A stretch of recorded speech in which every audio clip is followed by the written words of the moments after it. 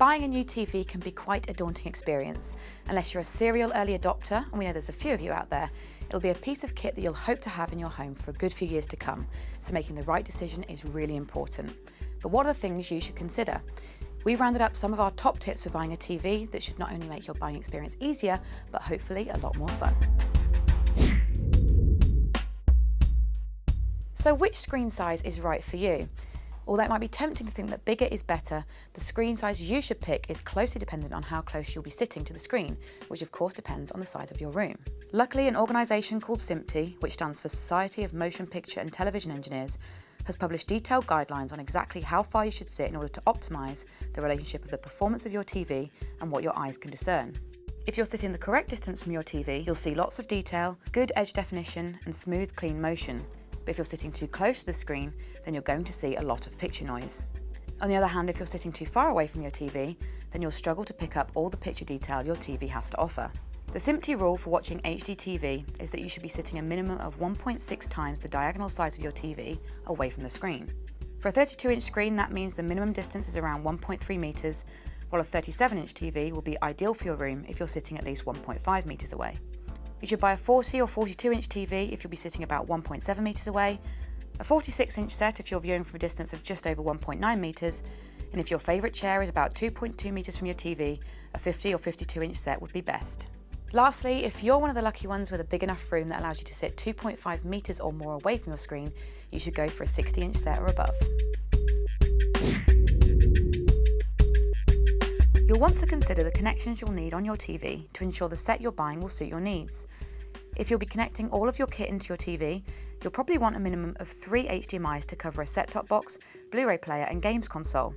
But if you have additional items like a Chromecast dongle, for example, you might find you'll need 4 or more. Those with the legacy connections will want to make sure their new TV supports them, while if you're planning on buying a soundbar or sound base to help boost your new TV's sound, you might want to make sure there is an optical output, a popular connection choice with these types of devices. With smart TV going from strength to strength, making sure that your TV can get online is a big consideration. We would always recommend hardwiring via Ethernet if at all possible, but if your TV is too far from your router, you'll want to look for a TV with built-in Wi-Fi so you can access all the services it has to offer.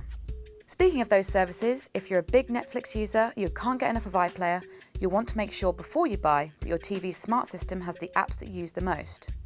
Samsung currently has the widest selection of catch-up and on-demand services, but you may find other systems have plenty for your needs. With the demise of plasma, LCD has become the forefront technology when it comes to TV screens, and it accounts for the majority of sets you'll see on shelves. That's no bad thing. It's a tried and tested formula that's now only getting better with time. OLED is a newer technology that allows TVs to be unbelievably slim while offering deep blacks, punchy, vibrant colours and a crisp, clear picture. The only problem? It's expensive to produce, meaning the costs get passed on to us. These costs have led most manufacturers to abandoning the idea altogether until it becomes more affordable. Samsung dabbled with the idea only to halt production shortly after due to manufacturing issues, meaning LG is the only manufacturer currently in production with OLED, and only in its very high-end sets too. Unless you have serious cash to spend, LCD is the way to go, and we don't think you'll be disappointed. As for curved versus flat, a lot of it will depend on your household. If it's just 1 or 2 of you sitting in a similar seating position, it can be great, not to mention look very nice indeed. But if there's lots of you in the family and lots of different seating positions, you're better off sticking with a flat screen to ensure everyone gets the best from the picture. Curved TVs cost more for the same spec as a flat screen too. At the time of this video, it seems like we're on that tipping point of where considering 4K is now the sensible decision, particularly if you're thinking of spending much over £1,000. Considering 4K content is still rather limited, the way HD footage looks on a 4K screen is really important. The upscaling newer 4K sets offer is much improved on earlier sets, so watching the non-4K content on them is much more convincing than it was previously. If you're thinking of spending under £1,000, you might find that your money is better spent on a full HD set, though we are seeing those ranges squeezed as manufacturers try to make the move over to 4K.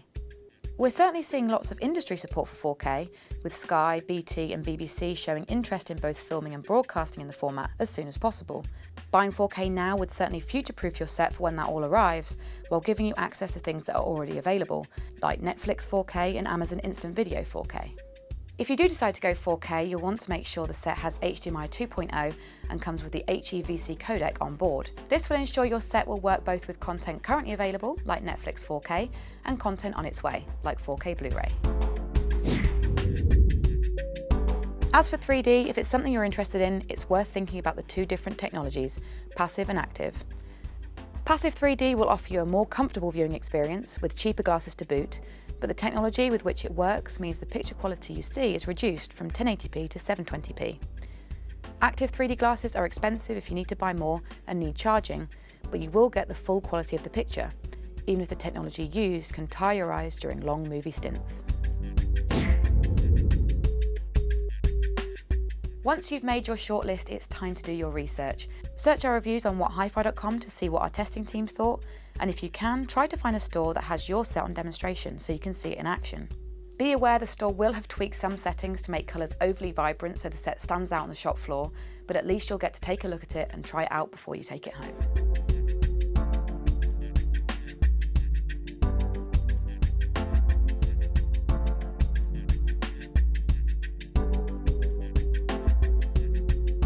So that's it. Hopefully you found everything you need here to go out and make an informed decision on the TV that suits you best. If you've got any questions about anything we've mentioned in the video, do leave us a comment below. And if you've liked what you've seen and you want to see more, don't forget to hit subscribe. If you want to get in contact, we're on all of the social media channels. You can like us on Facebook, follow us on Twitter, or add us on Google+.